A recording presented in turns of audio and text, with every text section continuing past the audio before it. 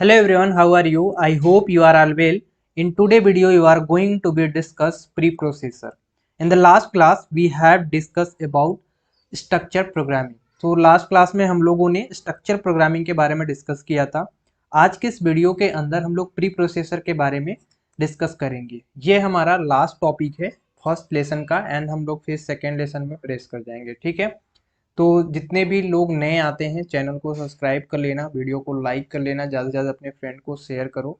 Right, कि हम आपकी प्रॉपरली क्लास ले पाएँ, बिकॉज काफ़ी सारे स्टूडेंट बोल रहे हैं कि आप प्रॉपरली क्लास क्यों नहीं लेते, क्योंकि काफ़ी लोग जो हैं वो क्लास लेते ही नहीं, अटेंड नहीं करते, तो इसकी वजह से जो है मैं प्रॉपरली नहीं कर पाता। ठीक है, तो आप लोग प्रॉपरली हमारे वीडियो को शेयर करिए, ज़्यादा लोग देखेंगे तो हमें भी इच्छा होगी कि आपके लिए वीडियो प्रोवाइड कराएं। ठीक है, तो चलिए स्टार्ट करते हैं। प्री प्रोसेसर क्या होता है इसको सबसे पहले समझते हैं। ठीक है, pre processor or program. Pre processor हमारा एक प्रोग्राम ही की तरह होता है that process the source code before compilation. हमारा जो कंपाइलेशन होता है उससे पहले हमारा ये प्री प्रोसेसर का यूज होता है। अगर प्री प्रोसेसर नहीं हो रहा है तो हमारा कंपाइलर नहीं होगा या कंपाइलेशन नहीं होगा। इसको कैसे समझ सकते हैं? देखो, कंपाइलेशन क्या होता है? हमारा जो कंपाइलर होता है, राइट, जो हमारा कंपाइलर होता है वही हमारा कंपाइलेशंस होते हैं। कंपाइलर को हम कैसे समझेंगे? जब हम कोड करते हैं, कोड हम सी प्लस प्लस, जावा या किसी भी प्रोग्रामिंग के अंदर हम कोई भी कोड करते हैं तो हमें या तो कंपाइलर या तो इंटरप्रेटेड, ये दो हैं तरीके जो रन करते हैं। ठीक है, तो हम सी और सी प्लस प्लस और जावा के अंदर कंपाइलर बेस अफोर्ड करते हैं, जबकि हम पाइथन जैसे लैंग्वेज पे इंटरप्रेटेड को रिफर करते हैं। राइट, तो यहाँ पे हमारा कंपाइलर बेस होगा, इसीलिए यहाँ पे बोला गया है कि यह एक प्रोग्राम है जो हमारे सोर्स कोड को कंपाइलेशन से पहले प्रोसेस करता है। ठीक है, ये प्री प्रोसेसर जो हमारा होता है वो कंपाइलेशन से पहले ही प्रोसेस करता है। अभी आप फिगर में देखोगे तो वो चीज़ें समझ में आएगा कि किस तरह से काम हो रहा है। प्री प्रोसेसर पूरे सोर्स कोड का, जो सोर्स कोड होता है उसको स्कैन करता है, उसे मॉडिफाई करता है और फिर उस मॉडिफाई कोड को, जो हमारा मॉडिफाई होगा जो कोड रहेगा उसको कंपाइलर करता है, इसके बाद फिर हमारा आउटपुट देता है।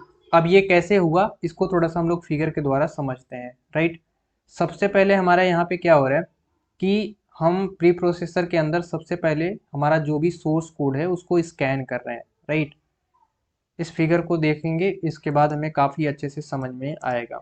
ये हमारा फिगर है। राइट, तो प्री प्रोसेसर के अंदर हम सी के अंदर बात करेंगे। सबसे पहले हमारा यहाँ पे देख सकते हो कि सी का कोई प्रोग्राम होगा, यानी हमारा यहाँ पे कोड होगा, सोर्स कोड जिसे बोल सकते हैं, जो कि सी में लिखा रहेगा। Right, source code. Source code जो होता है हमारा, वो हमारा यहाँ पे प्री प्रोसेसर काम करता है। पूरे कोड को क्या करेगा, ये हमारा जो पूरे कोड है इसको स्कैन करेगा। स्कैन करने के बाद हमारा प्री प्रोसेसर इसमें काम करता है। प्री प्रोसेसर जो होता है वो दो चीज़ों पे डिपेंड होता है, एस या नो पर। यदि हमारा जो दिया गया प्रोग्राम है वो यदि उस चीज़ को फॉलो कर रहा है यानी गुड है तो यस, और अगर फॉल्स है तो हमारे लिए नो। जब हमारा गुड है तो यहाँ पे प्री प्रोसेसर परफॉर्म एक्शन, कहने का मतलब है कि एस हो जाएगा तो हमारा प्री प्रोसेसर का जो भी परफॉर्म होगा वो हमारा कंपाइलर बेस पे जाएगा एंड देन हमारा जो भी आउटपुट होगा वो यहाँ पे देगा। राइट, तो ये चीज़ें होते हैं प्री प्रोसेसर के अंदर। प्री प्रोसेसर हमारा हैज़ इंक्लूड से जो है वो स्टार्ट होगा। अभी हैज़ इंक्लूड इस तरह से आपका प्रोग्रामिंग स्टार्ट होगा, तो हैज़ इंक्लूड से शुरू होने वाले जो भी कोड हैं वो इंटरप्रेटेड करता है। मतलब अगर हमारे कोड में हैज़ इंक्लूड डॉट स्टूडियो जो डॉट एच है, हेडर फाइल जो उल्लेख है, वो pre processor has include studio dot H code को स्टूडियो डॉट एच फाइल की कंटेंट से रिप्लेस कर देता है। इसे ही हम क्या कहते हैं, प्री प्रोसेसर कहते हैं। ठीक है, तो इसमें एक चीज़ यहाँ पे ध्यान में रखना है आप सभी लोगों को कि हमारा जो प्री प्रोसेसर है, राइट, हमारा जो प्री प्रोसेसर है वो सोर्स कोड को सबसे पहले स्कैन करता है।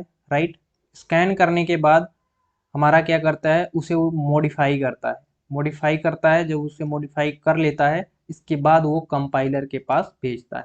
राइट, तो ये चीज़ें इतना आप लोगों को ध्यान में रखने हैं प्री प्रोसेसर के अंदर। पहले हमारा काम नहीं होता, ये बाद में काम करते हैं। ठीक है, तो आई होप कि आपको प्री प्रोसेसर के बारे में समझ में आ गया होगा। ये इस तरह से फिगर भी आप बना सकते हो। सबसे पहले हमारा सोर्स कोड होगा, फिर प्री प्रोसेसर के डायरेक्शन होंगे जिसमें एस एंड नो होंगे। एस होंगे तो हमारा कंपाइलर पे जाएगा, राइट। तो उस हिसाब से हमारा रिजल्ट देता है। तो ये होता है हमारा प्री प्रोसेसर, हमारा टोटल प्रोग्राम करते टाइम में हेल्प करता है। अब एक चीज़ जो हमने अभी कंपाइलर के बारे में डिस्कस कर रहे थे, तो हमने वो टॉपिक बना दिया है क्योंकि काफ़ी इम्पोर्टेंट ये चीज़ें हैं। ठीक है, इम्पोर्टेंट चीज़ है, इसलिए मैंने इसे एक टॉपिक बना दिया है। कंपाइलर क्या होता है? कंपाइलर बेसिकली आप जैसे सी, सी प्लस प्लस और जावा, यहाँ पे देखो इंक्लूड है कौन कौन से language, C, C plus plus and Java जैसे प्रोग्रामिंग लैंग्वेज में हम यूज करते हैं। A compiler is a program that translate source code into machine code. हमारा कंपाइलर जो होता है, हमारे जो भी सोर्स कोड है, ठीक है, जो भी हमारा सोर्स कोड है उसको हमारा एक मशीन कोड में कन्वर्ट करता है। जैसे कि हम हमारा जो कंप्यूटर होता है, राइट, जो हमारा कंप्यूटर होता है वो बाइनरी नंबर को समझता है। ये आपको पता होगा कि बाइनरी नंबर को समझता है, या तो वो जीरो या तो वन, या फिर true and false, right, false and true, यही चीज़ें समझते हैं। ट्रू के लिए वन और फॉल्स के लिए जीरो। यानी हमारा जो कंप्यूटर होता है वो हमारा ट्रू या फॉल्स समझता है, राइट। लेकिन अगर हमें इसे और सारी चीज़ें, बहुत सारी चीज़ें समझाने हैं, अपने प्रोग्रामिंग करने हैं, उसे समझाने हैं, उसके लिए क्या बैठा रहता है, हमारे सिस्टम के अंदर एक कंपाइलर बैठा होता है। ठीक है, कंपाइलर क्या करता है कि जो भी हमारे पास सोर्स कोड होते हैं, कंपाइलर क्या करता है, कंपाइलर जो है हमारा, कंपाइलर हमारे पास जो भी सोर्स कोड होते हैं, ठीक है, जो भी सोर्स कोड है उसे वो मशीन कोड में कन्वर्ट करते हैं। ठीक है, right, translate source code into machine code. This program is then used to generate machine code that can be used to run the program, right? फिर a compiler can be used to translate source code written in many different program language, यानी बहुत सारे मतलब language में use किया जाता है, जैसे कि सी, सी प्लस प्लस एंड जावा, ये सारे हम इंक्लूड कर सकते हैं। ठीक है, तो जो भी हमारे पास सोर्स कोड होते हैं, क्योंकि अगर हमें कंप्यूटर को और सारी चीज़ें समझाने हैं तो हम जीरो और वन के फॉर्म में तो समझा नहीं सकते, क्योंकि यही फॉर्म ये समझता है। अगर हमें इसे और स्पेशल जैसे कैरेक्टर होते हैं, राइट, उसे भी हमें समझाने हैं, ठीक, या फिर और बहुत सारी चीज़ें होते हैं, उन्हें ए टू जेड समझाने हैं, या फिर 1 to 100 तक समझाने हैं, तो कैसे करेंगे? तो इसके लिए हम यूज करते हैं कंपाइलर का, राइट। ये हम जब प्रोग्राम करेंगे सी का, तो वहाँ पे हम कंपाइलर करेंगे तो काफ़ी अच्छे से आपको समझ में आ रहा होगा। तो फर्स्ट लेसन हमारा जो है कंप्लीट हो गया, जिसमें हम प्री प्रोसेसर एंड कंपाइलर के बारे में डिस्कस कर लिए हैं, राइट। अब एक चीज़ और ध्यान में रखना, नेक्स्ट जो वीडियो होगी वो लेसन नंबर 2 से आएगी, राइट। फिर आपको एक पूरा वन लेसन का पूरा वीडियो भी मिलेगा वो बाद में, राइट। लेकिन अभी हम जो देंगे वीडियो वो लेसन नंबर 2 का होगा। तो आज के लिए बस इतना ही। वीडियो पसंद आए एक लाइक कर देना, चैनल पर नया हो तो सब्सक्राइब कर लेना, अपने दोस्तों के साथ शेयर कर लेना।